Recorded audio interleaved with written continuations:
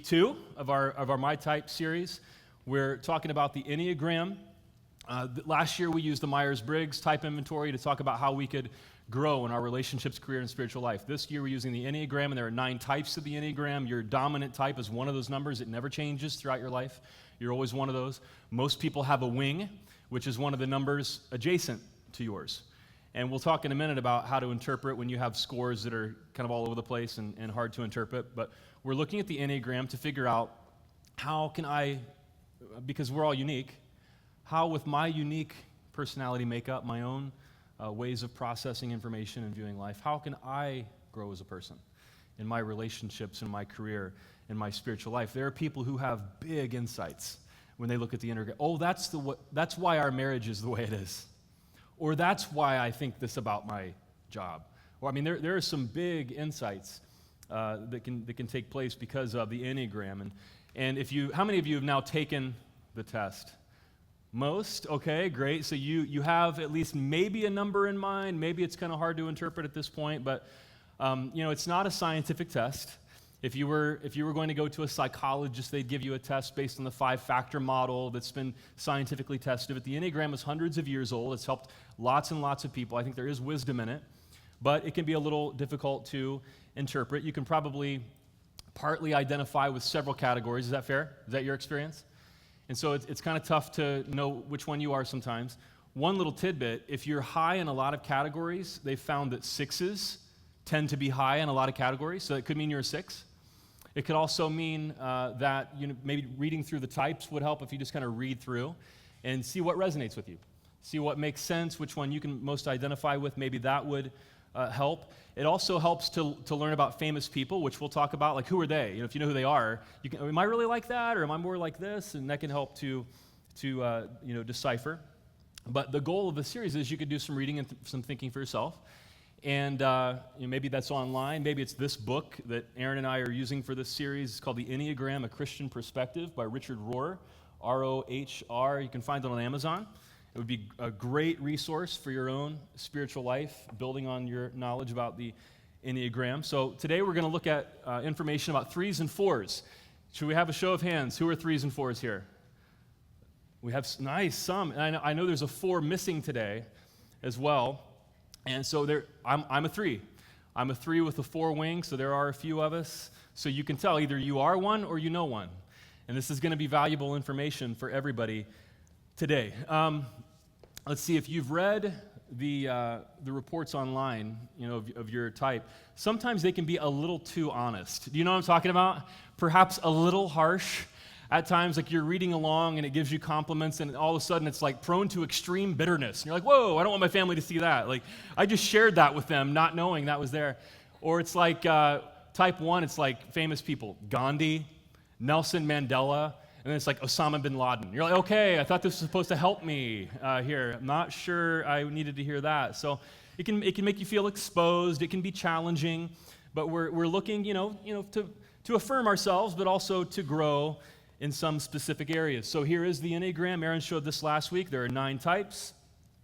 And, we're going to work our way around this wheel. They're interconnected. There's a lot of information we're leaving out. What's your area of integration or disintegration? There's just not time to talk about some really valuable information. In this book, it's a spiritual formation books. They're like fruits of the Spirit. If you're maturing in God's Spirit in your life, what do you head towards? Or, your common pitfalls and temptations. We're not covering a lot of material. It's an extremely deep, interesting tool here, the Enneagram. So we're going to talk about 3s first, and we'll give you basic information, and then we'll slow down and unpack it. So there'll be several slides here for a moment. So basic info about the 3s. 3s are self-assured, charming, ambitious, competent, and highly driven for advancement. 3s are pragmatic. 3s are adaptable. They're also image conscious. How do other people perceive me? Who do other people think I am? 3s are very sensitive to that. 3s are aware of status and status symbols in society. If there's one word that captures the essence of a 3, it's the desire for success. Success is the ultimate word for a 3. 3s are success-oriented people. The preferred self-image of a 3 is to see themselves as successful. We'll talk about relationships here in a moment. If you're in a relationship with a 3, you want to help them feel successful in that relationship, right? Just little clues that help. 3s want to be successful. Our basic fear is a fear of being worthless. Some of these things can seem counterintuitive. 3s have an innate sense of shame. And we share that in common with 2s and 4s and the heart triad of the Enneagram. So you have somebody who has an innate sense of our worth is always being challenged, that we have to prove ourselves. And you have this person, it's kind of easy to understand if you think about it, who was driven to succeed. It's not a mystery as to why, right? If you feel like, I need to prove myself here, well, the person's driven to succeed. And will search for approval in the eyes of other people who look at that 3 and, oh, I'm impressed. That 3 is successful.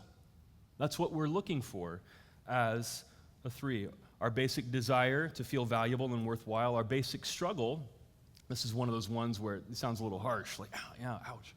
Deceit, which is deception, untruthfulness, like, ouch. Well, how that plays out in the life of a 3, and again, it's easy to understand, is that 3s want to project an image of success. And the way it can work in a 3's life is we can actually be unaware of our own shortcomings. And so we believe our own press. We buy our own image. We want to project this image of success. And so if you know a 3, if you're in a marriage with a 3, you're a friend with a 3, sometimes it can feel like you're a little distant. Like that 3 can be a little hard to know sometimes. It's common for people around 3s to wish they were just kind of a little more known and around. That's not everybody. Some 3s they've grown past that, and so that's not everybody. But it's a temptation for us to engage in image management. It's kind of tough, isn't it? It's kind of tough to hear. But that's the basic struggle of a 3. A wing, if you have a wing, it's either side of the 3. So if you're a 3 with a 2 wing, you're the charmer. Right? Or if you're a 3 with a 4 wing, the professional. And if you understand the 2s and 4s, you see how those can mix in and play that part. Healthy, average, and unhealthy 3s. Again, we're just kind of flying through some information here. A healthy 3, this is, of course, what we want to be, what we want to grow towards, is self-accepting, inner-directed, not looking for what do other people think, but what's the right thing to do here. Authentic, everything they seem to be. When the image and the inside line up, that's a healthy 3. Modest and charitable, self-deprecatory humor, the ability to make fun of yourself, and laugh at your own expense occasionally. And fullness of heart emerge, gentle and benevolent. That's what we want to strive to as a 3. An average 3, highly concerned about their performance, doing their job well, constantly driving self to achieve goals as if self-worth depends on it, terrified of failure, compare self with others in search for status and success, become careerists, social climbers, invested in exclusivity and being the best. Unhealthy, of course, is what we don't want to be. Fearing failure and humiliation, they can be exploitative and opportunistic, covetous of the success of others, and willing to do whatever it takes to preserve the illusion of their superiority. And unfortunately, we probably all know somebody like that who was an unhealthy 3. We want to move towards the healthy 3. This isn't on the screen, but I'll just read a list of famous 3s, and you can kind of get an idea. Augustus Caesar, if that's good or not, but Caesar apparently. Emperor Constantine, Bill Clinton, Tony Blair, Prince William, Condoleezza Rice, Schwarzenegger, Carl Lewis, Muhammad Ali, John Edwards, Mitt Romney, Bill Wilson, the founder of Alcoholics Anonymous, Andy Warhol, Oprah, Tony Robbins, Michael Jordan. Here's one of those. O.J. Simpson. Thanks a lot. That really helps. Thank you so much, Enneagram. Tiger Woods, Lance Armstrong, Elvis, Paul McCartney, Madonna, Sting, Whitney Houston, Bon Jovi, Living on a Prayer, Lady Gaga, Taylor Swift, Brooke Shields, Cindy Crawford, Tom Cruise. You get a feel for who 3s are. So 3s are the producers of society. 3s do stuff. They make stuff happen. If you say, hey, start a church from scratch, yeah, hey, a 3 can help with that. If you have a big task that you need done and you need somebody who can just barrel through and do it without being a bowling ball in a china shop, hey, give it to a 3. Threes produce, they promote, they perform, they sell, they create, they make things happen. They can accomplish great things. They can move mountains. They can find a way. They can inspire people. You know, a healthy three can inspire people to work for the benefit of humanity. Threes can be sociable people. They can kind of hang out at a party. Even if they're an introvert, they can hang out for a while. They love being around people. They can lead teams and enrich other people's lives. Here's about a 1.5-minute video about threes. It's close to home, doesn't it? I want to quickly say something about three women. Three women are likely to look like this. And the reason I wanted to talk about women specifically is a three woman can face some unique challenges in life because she's likely to be in the corporate world or in business, have a high-powered personality. And you can imagine the challenges that a woman could have in our world who is driven to succeed and motivated. She has to work doubly hard, probably, to kind of make her way in life. She gets called names on the way up, you know what I mean? And that can be a challenge. There are ups and downs, and she's going to have to learn to overcome all that. If she wants to start a family, a three woman's going to be greatly torn, balancing work and family. So there are just some unique challenges that a three woman would face. Oprah, Madonna, I mean, these kind of powerful women, Courtney Cox, you know, these are just powerful, successful women who know what they want, and they go for it. Okay, so threes in relationships. You can look at the screen here. Threes are heart types like twos and fours, and they love the people around them deeply. They want a connection. They want a heart-to-heart connection with the people around them, even if it doesn't look like it sometimes to the people who are close to them. They want that. It can be tough with them, however, because threes are always running away from our shadow. Again, if we're motivated by a sense of shame, there are parts about ourselves we don't like, and we want to project this image of success, and so it can be hard to get to. It's like this push and pull all the time. In a relationship with a three, they would move heaven and earth for their family and friends. They're generous people. They're giving people. They donate. They buy gifts. But you can feel distant from them. It would be great as a three moves towards maturity in relationships. Over time, allow some of that image to be challenged and broken down. Some of that facade, that projection could be broken down, and a three could learn to be more vulnerable and be known and loved for who we are. And the people around us would love that as well. And if you're in a relationship with a three, the best thing you could do is praise the behavior you want. Positive reinforcement. My wife's a teacher, and she's great at it. I'm thankful for that. Right? Praise the behavior you want. If you catch a three doing something you really like, tell them, because they want to be successful.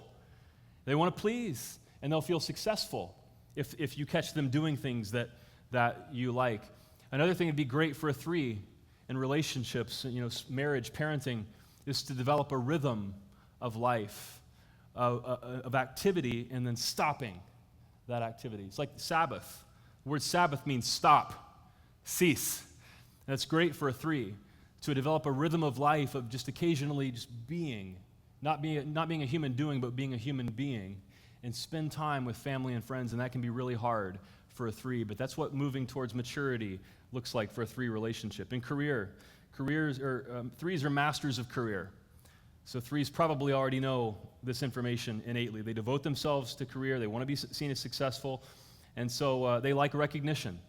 They like for people to see that they're doing a good job. They like attaboys and attagirls. Threes gravitate to jobs that are people professions where they can feel valuable. So performer, entertainer, agent, sports, travel, literary, insurance, whatever, some kind of agent, public relations, attorney, executive assistant, personal assistant to somebody who's influential.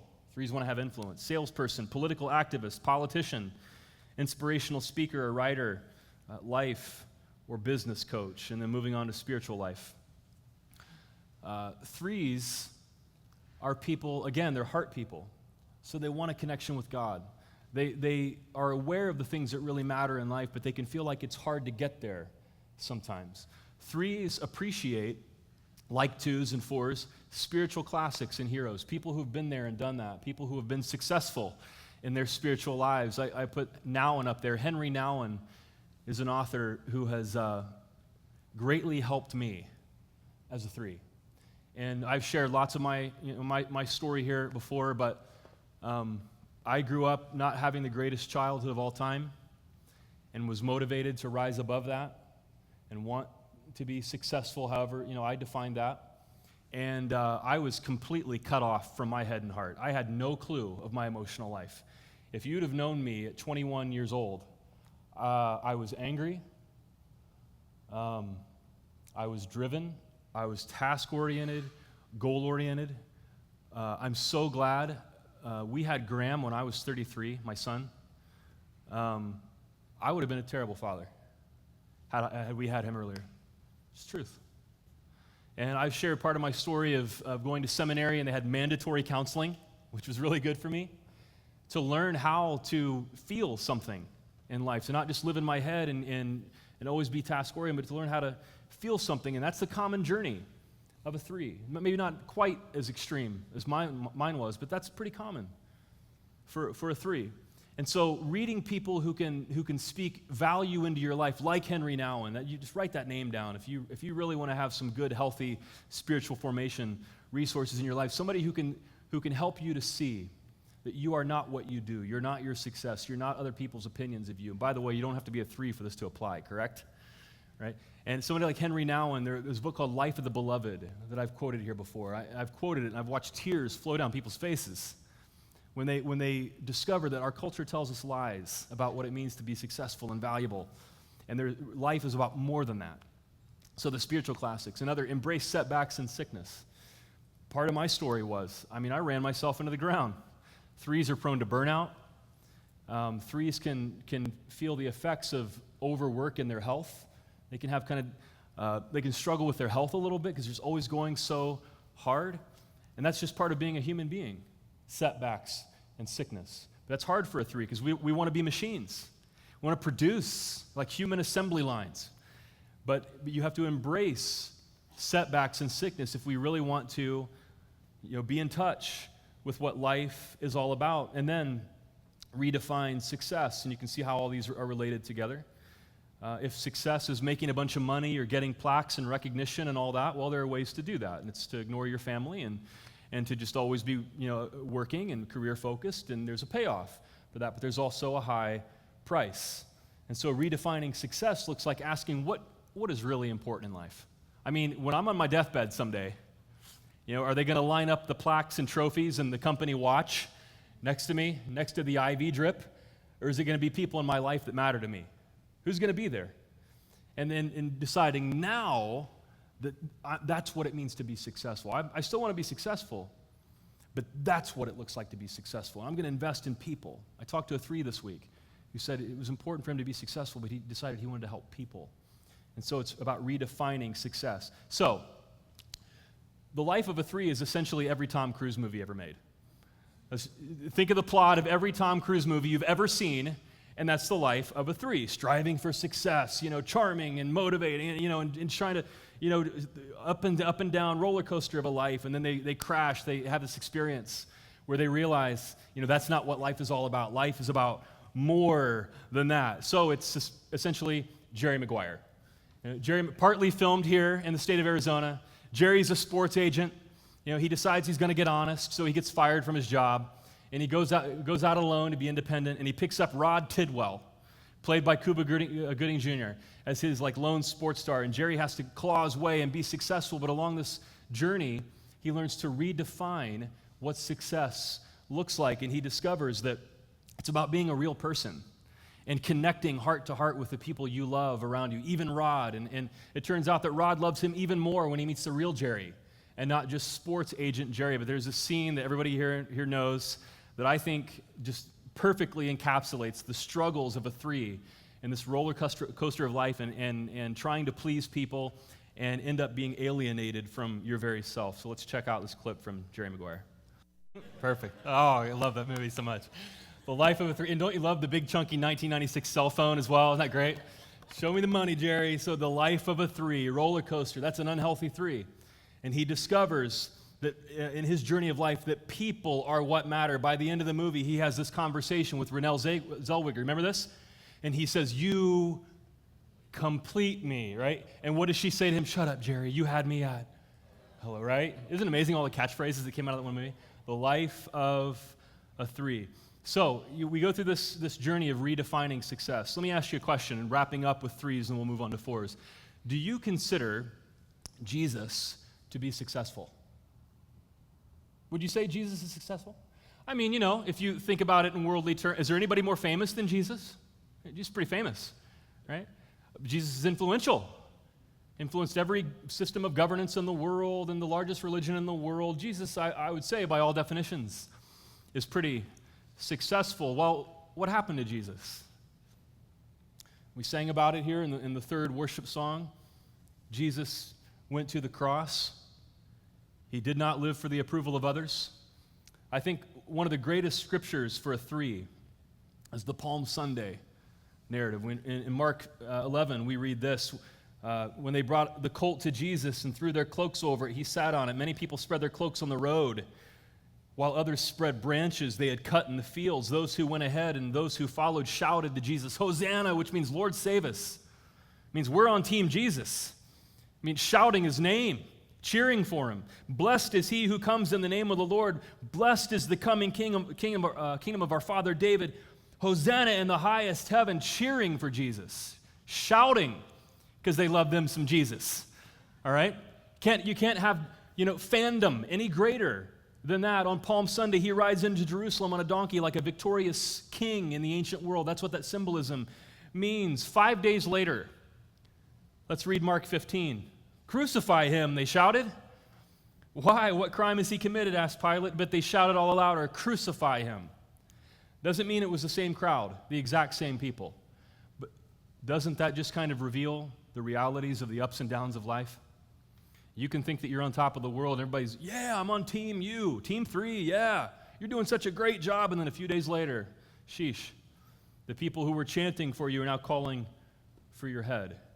It shows Jesus did not live on this roller coaster of looking for the approval of other people.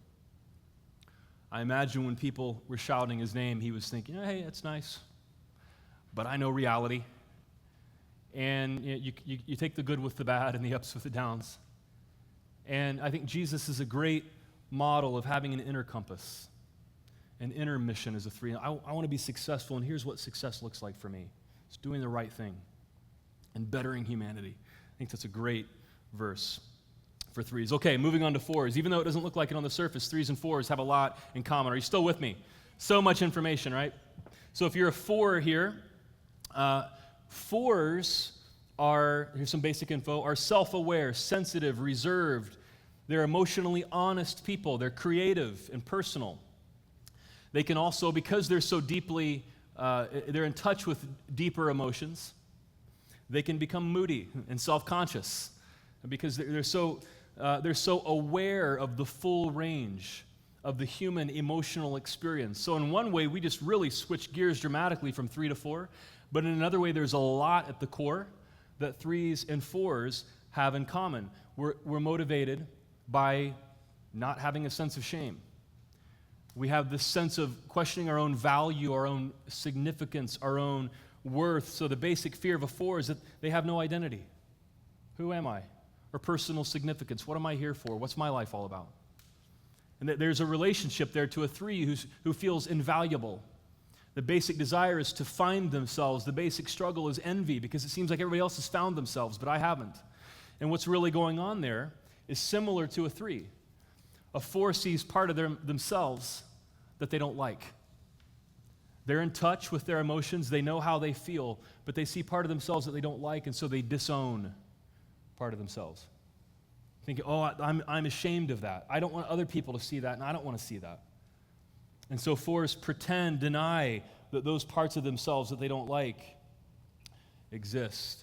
Enneagram 4 with a 3 wing is the aristocrat. 4 with a 5 wing is the bohemian. You start to get a picture, healthy, average, and unhealthy. A healthy 4 is profoundly creative. This is what we want. Expressing the personal and the universal, possibly in a work of art. 4s are great artists. They're inspired, self-renewing, regenerating people. They're able to transform their experiences into something valuable. They're just creative people. I mean, moving, beauty, art, music often comes from a 4. Some of the most moving creations in history have come from 4s. An average 4, an artistic, romantic orientation to life. They create a beautiful environment around themselves. They dress well, they decorate well, they cultivate and prolong personal feelings, heighten reality through fantasy, passionate feelings, and imagination. Here's an unhealthy 4. is what we want to move away from. When dreams fail, they become self-inhibiting and angry at the self, depressed and alienated from self and others, blocked and emotionally paralyzed, ashamed of self, fatigued and unable to function. Here's some famous fours. They won't be on the screen, but Chopin, Tchaikovsky, Michael Jackson, Jackie Kennedy Onassis, Edgar Allan Poe, Anne Frank, Anne Rice, Martha Graham, Hank Williams, Judy Garland, Miles Davis, Joni Mitchell, Bob Dylan, Paul Simon, Leonard Cohen, Cat Stevens, Stevie Nicks, Annie Lennox, Prince, Sarah McLachlan, In the Arms of an Angel. I mean, the sad dog commercials, quintessential four right there.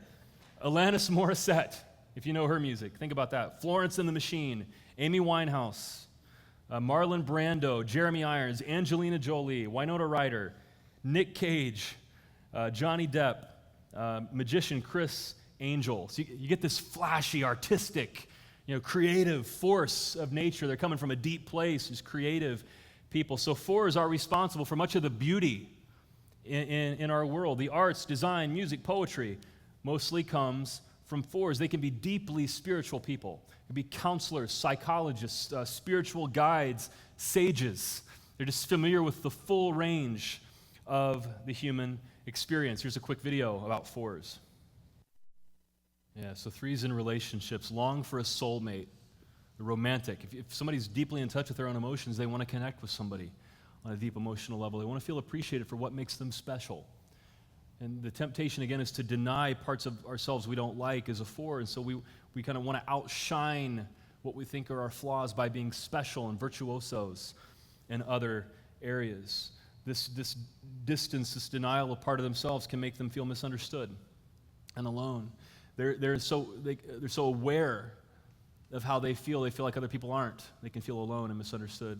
So there's a cycle of closeness and distance, and fours really need a partner with stability, somebody who can kind of walk with them through this dramatic, dynamic range of the human experience. Fours need a partner who is a stable, rock-solid person and who actually appreciates that about the fours. They can hide certain emotions, and that can create the feeling of distance in a four relationship. Again, about four women. Four women have some unique challenges because they often command a great deal of attention. Think about some of the four women: Judy Garland, Angelina Jolie. Right? These are people who get a lot of attention. Some of it unwanted. Things can get a little weird for a four woman. There are people who are attracted to that kind of dynamic person, and you just have to be on your guard in a relationship and make sure that she is with somebody in a relationship who is a stable, secure person. If a four is with somebody in a relationship who's volatile, that can be like downright dangerous. It can be disastrous. A four woman especially really want to be on the lookout for somebody who can be a stable partner and connect on a deep emotional level in order to keep the candle burning. Careers for four. Fours are creators of beauty, art. They're expressive people. They can be a psychotherapist, holistic health practitioner, yoga dance instructor, masseuse, artist, writer, counselor, life coach, crisis line operator, missionary in other countries, graphic design, actor, musician. So you kind of see the makeup of a four, and then we'll park here for a few moments. How does that affect the spiritual life of a four? The series is all about growing, maturing. So a four, in order to grow and mature, must have a sense that he or she is loved, that he or she is one of God's beloved. I referenced Henry Nouwen's Life of the Beloved. To know that in spite of parts that you don't like about yourself and you're always struggling for who you really are, that there are people, or there is somebody, the ultimate being, who says, you know what, you're okay. And I see value in you. I see the specialness in you. I see your creative gifts. I see that deep place you come from. I've seen the emotions you felt, from despair to ecstasy. I've seen it all, and I approve of you. You don't have to feel ashamed about those aspects of your life. Again, you don't have to be a four to need this, do you? So fours need to be beloved. Fours are drawn to art and beauty and music in worship. Of course, worship music and Again, I keep going back to Henry Now, and he wrote a book called The Return of the Prodigal Son based on Rembrandt's painting, The Return of the Prodigal Son. So a 4 could look at a piece of art, perhaps throughout Christian history, and contemplate that. A contemplative person who could see that Michelangelo and have a profound experience of growth. So it could be these kinds of beautiful resources throughout history could inspire a 4. 4s need to be inspired and moved by beauty and the depth of creation. Spiritual classics, again, for 2s, 3s, and 4s. Example, Thomas Merton is an author you could write down. He was a 4. And Aaron quoted Merton last week to begin his sermon. So there are all kinds of books and resources available to a 4 to grow. And then it's very important for a 4 in the spiritual life, emotional life, relational life, to test feelings against reality. This isn't on the screen, but I want to read you a quote from the Enneagram Institute about 4s.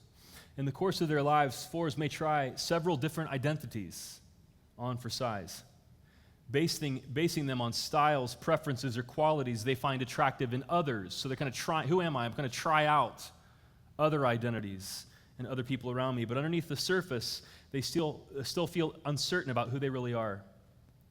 The problem is they base their identity largely on their feelings. When 4s look inward, they see a kaleidoscopic, ever-shifting pattern of emotional reactions. Indeed, 4s accurately perceive a truth about human nature, that it is dynamic and ever-changing. But because they want to create a stable, reliable identity from their emotions, they attempt to cultivate only certain feelings while rejecting others. Some feelings are seen as me, while others are seen as not me, so they're disowning part of themselves. By attempting to hold on to specific moods and express others, 4s believe that they are being true to themselves. So there's an illustration. There's a lot of road construction going on around my house. I live at Gilbert and Riggs. So all my driving patterns is all kind of road construction. They're widening, and so you have like 2 lanes, and it's blocked off by the reflectors, what I'm talking about. And in the past few months, 3 times as I've been driving along, I've watched as a car pulled out and is headed straight for me, where they misunderstood. And I promise it wasn't me any of those times, I promise. If it was, I'd have to fess up. But I've seen cars, headed straight for me 3 times. This past week, I had to pull over and get into this weird coney space, right, where I wouldn't get hit by cars. I'm going to get hit head on. And it's just reminded me of how important it is that we pay attention to the external realities that we see around us, especially in the ups and downs of life. It's true for a 4, but you don't have to be a 4 to understand this. Everybody experiences the guts of life, discouragement, disappointment, just emotions, maybe struggle with depression or anxiety. You don't have to be a 4. And if you base your view of life on your feelings, your action of your feelings, feelings just go up and down and all around, weaving in and out of lanes. Feelings, they just kind of go wherever. So it's extra important in those times that we pay attention to the external realities in our lives, which means if I don't feel like anybody loves me, I'm just unlovable, I'm terrible. Are there people who love you? Is the external reality, there are people who love me. Even my feelings, right? I feel unlovable. I feel like whatever. But are there people around me who love me? Well, perhaps your Heavenly Father loves you. There's a good start. Perhaps there are other people in your church family who love you. Again, you don't have to be a 4 to need this. But that's the external boundary. Well, I feel worthless. I don't know who I am. I feel like I'm not living up to my dreams for my life, and I'm disappointed. I'm not where I wanted to be. Well, look at some external boundaries around you. Do some other people like who you are, and they think you've been successful in some areas of your life? I bet they do. I bet some other people look at you and they appreciate some things about you. And so you hold on to you see what I mean? You hold on to those things, those external markers. It's like staying in your lane. Watch for the reflectors. Watch for those external boundaries in your life. In 1983, Michael Jackson released his album Thriller.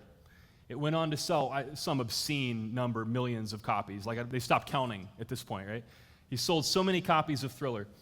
And he performed the song Billie Jean on the Motown special, Motown 25. Some of us watched this. And so he's like this climactic performance. And Motown 25 is the first time Michael Jackson unveiled the moonwalk. It's the first time the American public saw the moonwalk, which became like this cultural sensation. Like you see white people everywhere trying to do the moonwalk, you know what I mean? It's just kind of sad. And so like Michael Jackson inspired this whole generation, dance and pop music, and just, he was a thriller. That was who he was, right? So the crowd went nuts. They screamed during the moonwalk. They gave him a standing ovation. But years later, he told Oprah how he really felt about that performance. He's a quintessential 4. So I want to watch this performance from Motown 25, and then we'll talk about his reaction. This is the only church that showed a Michael Jackson video in Chandler this morning. I just want you to know that right there. People scream when he does the moonwalk, whips this moonwalk out on him, floors him. They're standing, screaming the guy's name. People are fainting. There are ambulances at Michael Jackson concerts, right? He told Oprah a few years later he went backstage and cried because he felt like a failure. You ever heard that story? And now, of course, in Michael Jackson, he's a polarizing figure, icon. You see the direction his life went when you have an unhealthy 4, a 4 who doesn't have people around him who will show him external boundaries and love him in the way he needs to be loved. And we see how his life ended up. But you see how much a 4, and everybody, not just 4s, we need to pay attention to the external boundaries in our lives. What's reality? I know how I feel, but you can't base life on just how you feel. Are there people around me who love me? Are there people who appreciate me? Hold on to those things. Pay attention to the reflectors that are showing you what lane to drive in. Perhaps that's the greatest thing a 4 can do in his or her spiritual life. A great verse for 4s comes from Romans 8, from the Apostle Paul. He says, "For I am convinced that neither death nor life, nor angels, nor demons, neither the present nor the future, nor any powers, neither height nor depth, nor anything else in all of creation," that just about covers it there, "will be able to separate us from the love of God that is in Christ Jesus our Lord." You never know where people are in a congregation emotionally, or people watching on the live stream, or friends or family. There was a student at Hamilton High School that committed suicide recently, right? It's so vital, it can be life-saving to pay attention to the external boundaries, what's really going on in reality. And Scripture says reality is that there is nothing you could ever do. There's no mistake you could ever make. There's nobody you could ever be who would separate you from the love of God in Christ Jesus, our Lord. And Paul says that is reality. Those are the reflectors. That's reality. There's nothing you could ever do to make God love you more. There's nothing you could ever do to make God love you any less. And so for 2s, 3s, and 4s, we're motivated by this sense to overcome shame. Shame is an old word. There's a Proto-Indo-European root word to shame. It means to cover. The root word of the word shame is to cover. It means there's something about me that I need to hide from you, or you wouldn't like me. And if I didn't cover this and hide this part about me, I would feel pain because I don't like it. I'm afraid you wouldn't like it, so I'm going to cover myself and hide part of myself. That's the root word of shame. 3s cover themselves with an image of success. 4s want to be special. But it's an attempt to cover ourselves and hide shame. According to Richard Rohr, God's invitation to 3s is an invitation to hope. Why hope? Because it means even if you fail and your image come crashing down, not only is there hope for you that life can be, life can continue, but it could actually be better because now you're on your way to discovering what life's all about and what really matters in life. If you're a 4, Richard Rohr says the invitation to you is to experience union with God, that you are the beloved, that somebody does understand you in this world, and you can drop that covering and realize God sees me as I am anyway, so there's no point in hiding. And I can be one with the universe, the force that unites everything, with God who loves me as I am. Jesus knows how to overcome shame. I'll close with this. In the ancient world, the cross was the ultimate symbol of shame. It was meant to humiliate somebody and remove their memory from history. And in the case of Jesus, as we said in the World Religion series, it did not have the desired effect. The cross only propelled the Jesus movement. Without no cross, there would be no Christianity. We never would have heard of Jesus. It was actually the cross that propelled his influence forward. Hebrews 12 says it like this. This is how Jesus dealt with shame. It says, fixing our eyes on Jesus, the pioneer and perfecter of our faith, for the joy set before him, he endured the cross, scorning its shame. In other words, shaming its shame. Jesus shamed the cross. The cross was meant to shame people, but Jesus actually shamed the cross and sat down at the right hand of the throne of God. Consider him who endured such opposition from sinners, so that you will not grow weary and lose heart. In other words, when you see Jesus crucified, nails in his hands and feet on the cross, who are the crazy people?